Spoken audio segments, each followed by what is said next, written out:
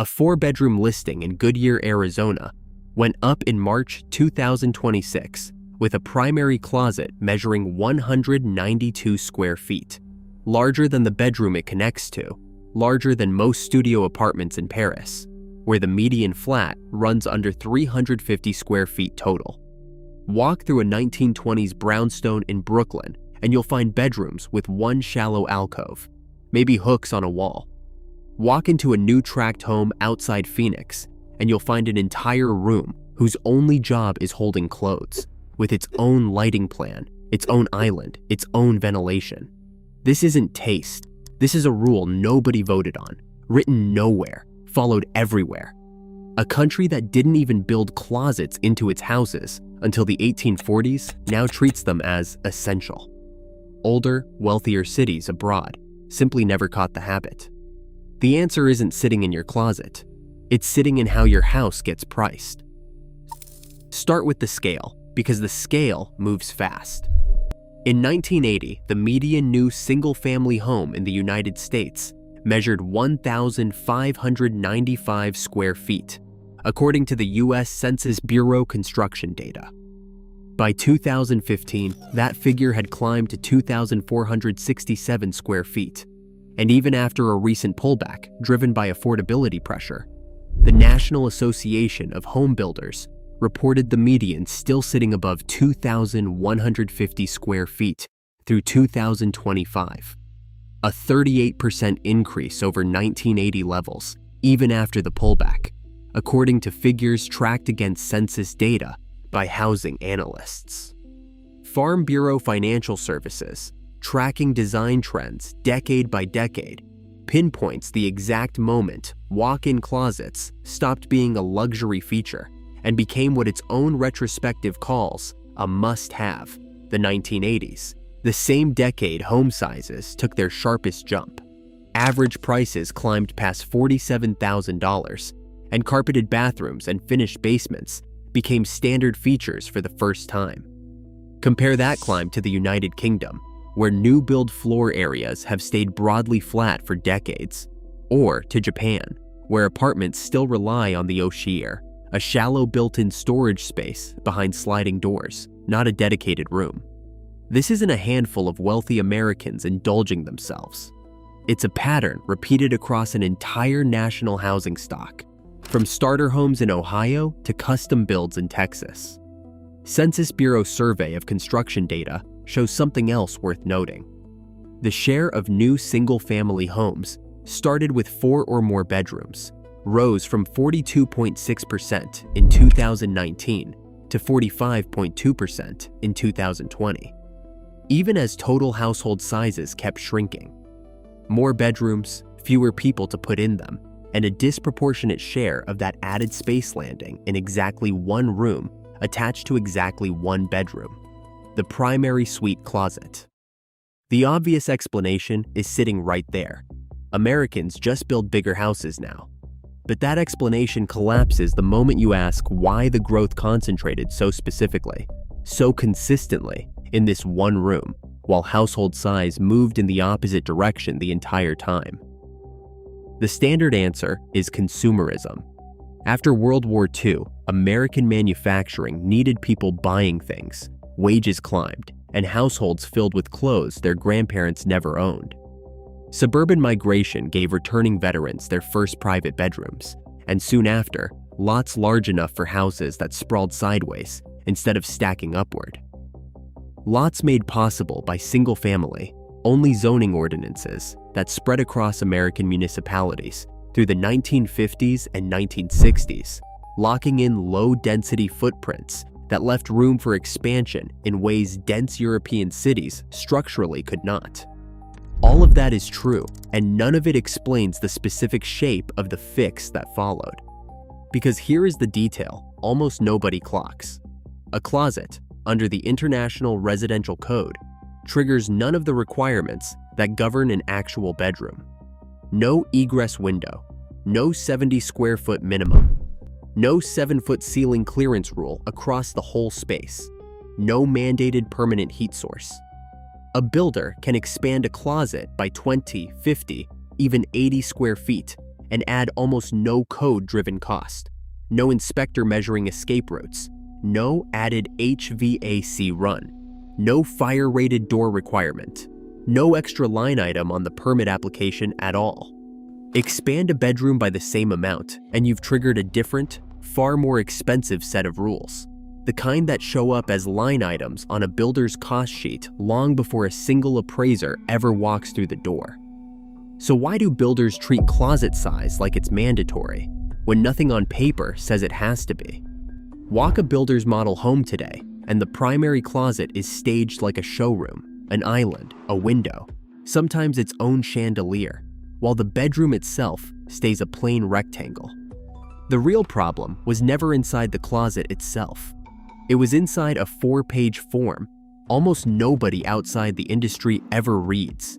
The residential appraisal report, the same document that decides whether a loan clears underwriting at all.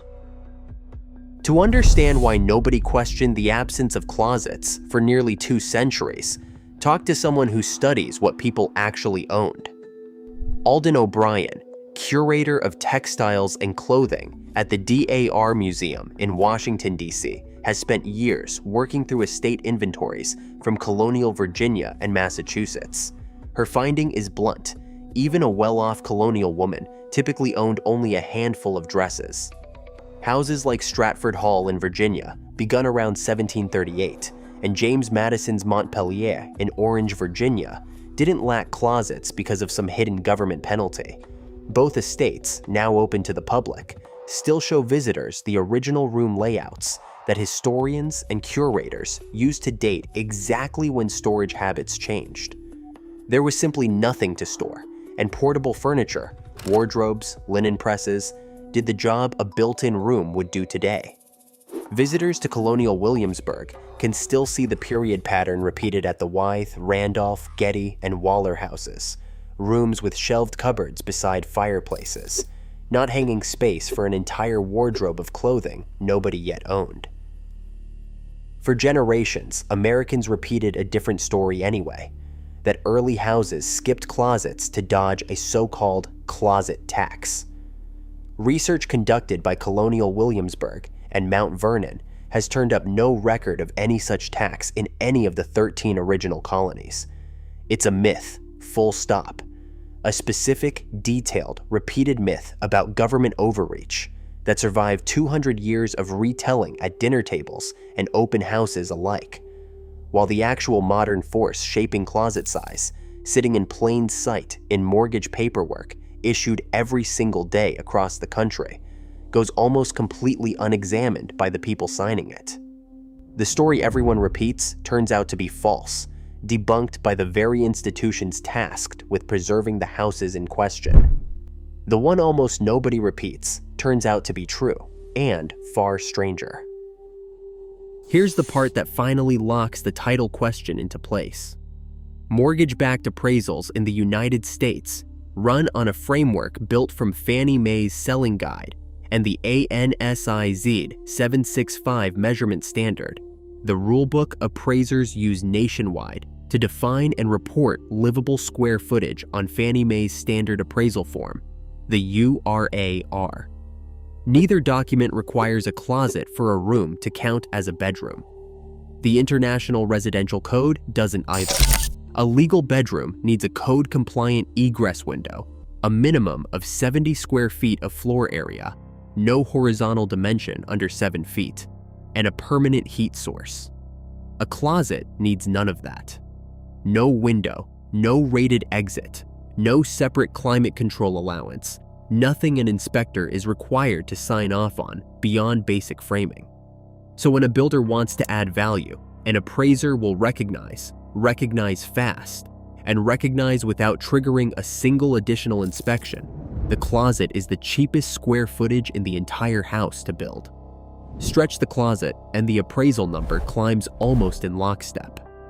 Stretch a bedroom by the same amount, and you've triggered egress requirements, ventilation requirements, sometimes the cost of a second exit. This pattern is reinforced by something older still. Post-war FHA-backed mortgage standards, drawn up under the agency's own minimum property standards. that financed the original wave of single-family suburban subdivisions and handed builders the lot space to run this exact math at scale for the first time. Decade after decade, long after the original veterans who bought those homes had moved on. No code in America requires a bedroom to have a closet. The market invented the rule on its own through Fannie Mae's underwriting guidance and the comparable sales process every appraiser is trained to follow, and the market outranks the law every time a loan officer reads a number off a form instead of a statute. That is the real driver, not culture, not comfort, not how much clothing anyone owns. An appraisal system that rewards exactly one kind of expansion because it carries no legal price tag at all, repeated millions of times across millions of houses until it became invisible, indistinguishable from taste itself. This was not a secret kept by accident. The custom closet industry did not emerge in a vacuum. Closets by Design was founded in 1982, the Closet Factory in 1983, both arriving at the exact moment builders and real estate agents began treating closet square footage as a sales differentiator rather than a convenience. Appraiser forums from the past 2 decades are full of professionals openly debating where the line sits between marketing and code. Dave Town, an AGA credentialed residential appraiser licensed in Washington State since 2003, has written plainly that the idea a bedroom legally requires a closet is, in his words, an urban legend, promoted by some real estate agents, TV shows, etc. Other appraisers writing on the same forums describe decades of disputes with listing agents over exactly this point. Rooms with closets but no egress window getting marketed as bedrooms anyway, and rooms that meet every code requirement except a closet getting quietly downgraded by buyers who had absorbed the myth as fact. Professionals working inside the system knew the rule was not real. They used the ambiguity anyway, because the ambiguity favored every party at the closing table except the buyer trying to understand what they were actually paying for. The agent gets a bigger number to market, the builder gets a cheaper square foot to build, and the lender gets a comparable sale that clears underwriting without friction. Meanwhile, a second, quieter incentive ran underneath all of it. In counties that size septic systems by bedroom count, every additional declared bedroom raises permitting costs and tightens resale flexibility. So builders had every reason to keep official bedroom counts conservative while pouring uncapped square footage into the one space that carries no such penalty. The closet attached to the primary suite, the one room nobody at the permitting office was ever going to question. Once builders figured out the loophole, the only remaining question was how far they could push it, county by county, market by market, decade after decade. The answer changed the physical shape of the American bedroom for good. Eventually, some jurisdictions pushed back. Tighter local enforcement of IRC egress and minimum area rules, paired with stricter appraiser guidance on what legally counts as a bedroom, cracked down on inflated phantom bedroom listings. Rooms marketed as a 3rd or 4th bedroom that didn't actually meet code. Sometimes windowless basement rooms with nothing but a door and a hopeful listing description. On paper, that looks like a fix. And it did solve exactly one problem. It stopped sellers and listing agents from claiming bedrooms that weren't legally bedrooms, closing off a specific kind of fraud that had embarrassed appraisers and angered buyers for years. But it never touched the underlying incentive at all. If anything, it sharpened it. With bedroom count inflation harder to pull off, builders redirected the same appraisal math into the one space the crackdown never reached, the primary suite and its closet. The result is the house plenty of buyers recognize today without realizing why it looks the way it does. A primary closet bigger than a guest bedroom, a primary bathroom with 2 vanities and a soaking tub, and 2 or 3 secondary bedrooms shrunk down toward the bare 70 square foot legal floor. NAHB regional data shows median square foot construction prices running highest in New England. above $280 per square foot, and lowest across the South. Yet the closet-to-bedroom imbalance shows up in both regions, in cheap subdivisions and expensive ones alike, because the incentive driving it has nothing to do with regional cost and everything to do with the appraisal form every lender uses nationwide. Septic capacity and lot size zoning still cap how much total bedroom space a house can claim, so the square footage didn't disappear when the rules tightened. It simply migrated into the one room with no rules attached to it at all. Solving the bedroom inflation problem didn't solve the underlying distortion. It just told builders exactly where to point it next, and the next destination had no enforcement body watching it at all. So go back to that exact listing outside Phoenix, the 192 square foot closet attached to a bedroom it dwarfs. It isn't a monument to American excess, and it isn't really about how much clothing anyone owns, no matter how the listing photos try to sell it. It's the physical residue of a pricing system. A closet is the only room in an American house you can expand without tripping a single code requirement that costs real money. And appraisers will reward you for it every time, on every comparable sale, in every county that uses the same forms. Europe never built this incentive into its housing math in the first place. Denser zoning kept floor plans tighter from the start in cities that grew up before the automobile made sprawl cheap. Older, protected housing stock left far less room to redesign around appraisal tricks decades later.